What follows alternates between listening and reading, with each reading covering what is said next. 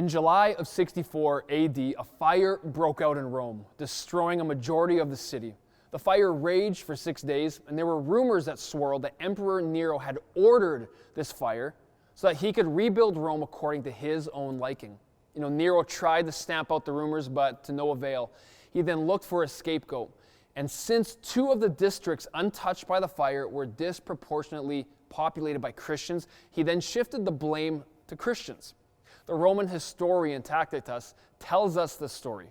Nero continued his persecution of Rome's Christians, and the Apostle Paul was rearrested at some point and placed, according to the church tradition, in the Mamertine prison.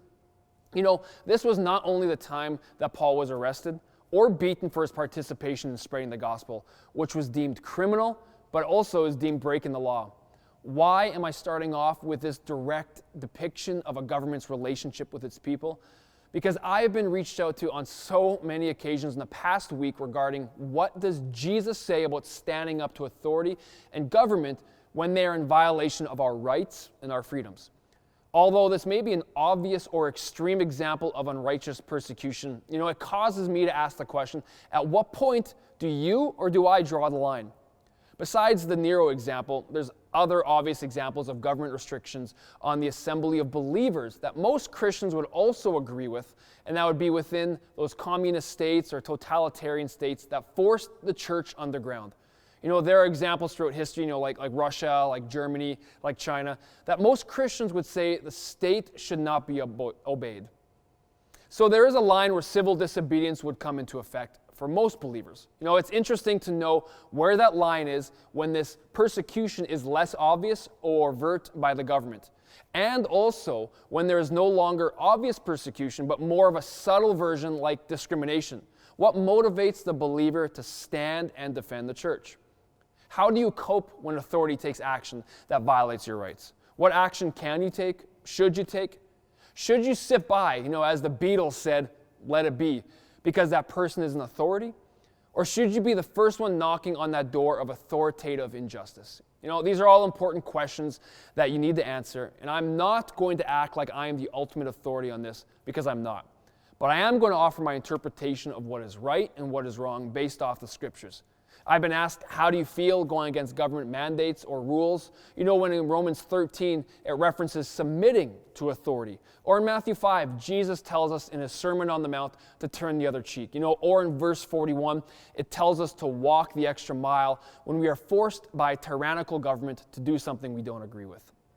What do you do when there seems to be claims of dictatorial power in the name of health? Well, here's my thoughts.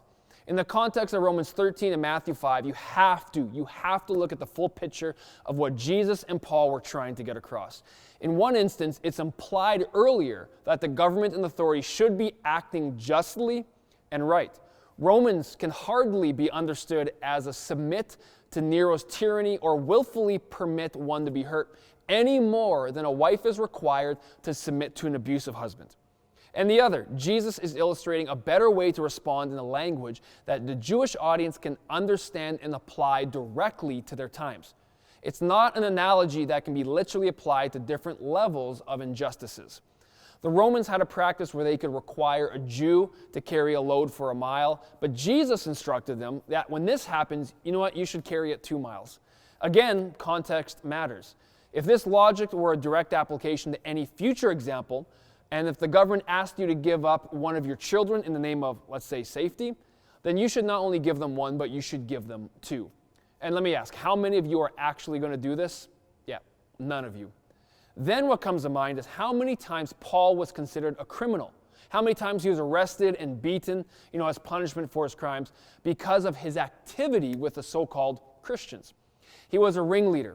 According to that government and people in authority, what Paul was trying to do was criminal. And guess what? Paul kept going. He would literally be imprisoned, and when he was released, he would go right back to committing that crime of preaching the gospel. In a world that is fallen and moving away from God, you need to be able to protect yourself and your liberty. Where there are exploiters and abusers that seek to destroy and take away people's rights, you as a people have the right to defend, even if it's with someone in authority. I personally am not a pacifist, but I know some who are.